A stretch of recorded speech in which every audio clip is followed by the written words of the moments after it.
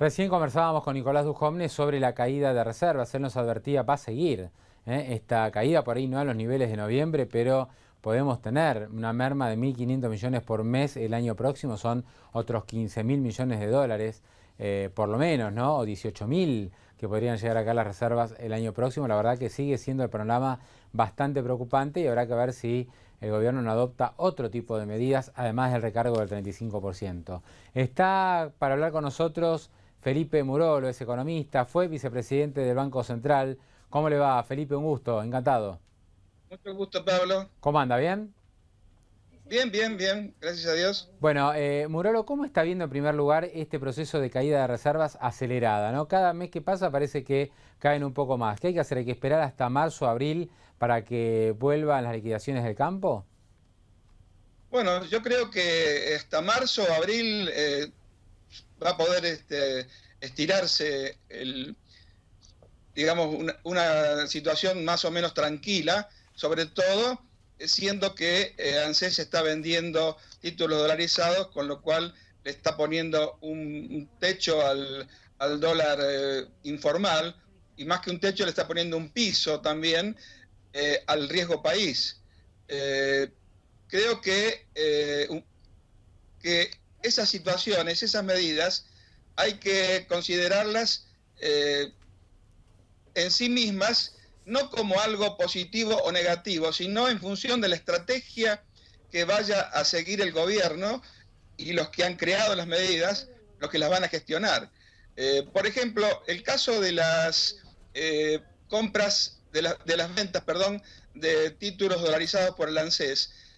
Si toman pesos, si, y esos pesos los colocan con otros títulos del Tesoro en una condición de mercado, no como las letras que colocan en el Banco Central, sino en condiciones de mercado, es positivo. Ahora, si van a colocar con esos pesos a tasas que no son de mercado, es negativo.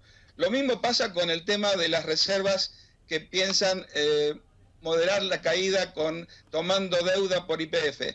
Si esa deuda, los recursos originados por esa deuda, los van a invertir para explorar y explotar de manera de tratar de moderar en el mediano plazo, porque en el corto no va a ser posible, pienso, eh, este déficit petrolero que tenemos, que nos está costando por los trascendidos 5.000 millones de dólares anuales por importación de hidrocarburos, es positivo. Ahora, si el único objetivo va a ser que vayan a aumentar las reservas, es negativo.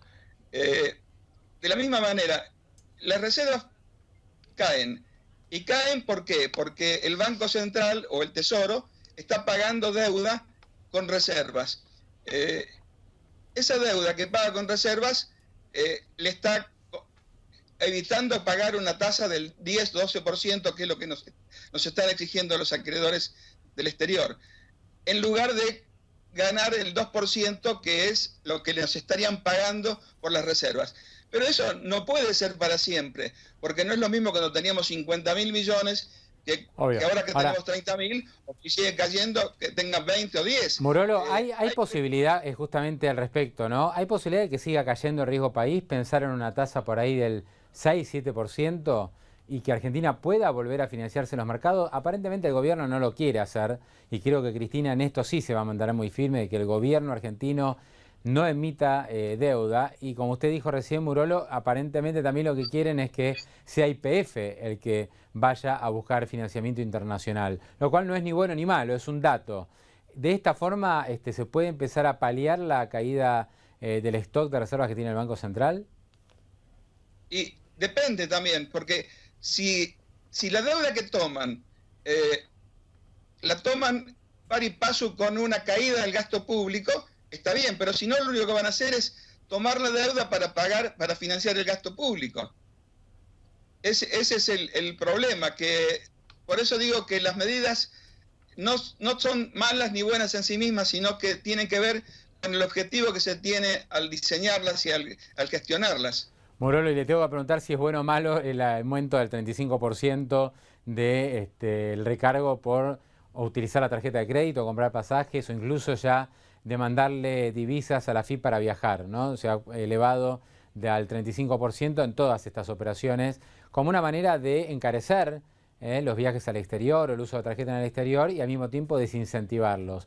Esto, digamos, el rubro turismo había generado durante todo el 2013 una caída muy fuerte. Se habla de un déficit de turismo cercano a los 10.000 millones de dólares, que es similar o mayor incluso al superávit de balanza comercial.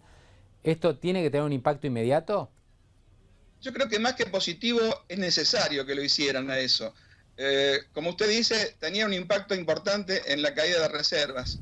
Así que es necesario. Ahora, cuando uno dice es necesario esto, es positivo aquello, no quiere decir que las medidas o el camino que se está recorriendo sea bueno en sí mismo. Quiere decir que es el camino que se puede recorrer en este escenario macroeconómico y con las ideas que tiene el gobierno y quienes están al cargo del gobierno en este momento.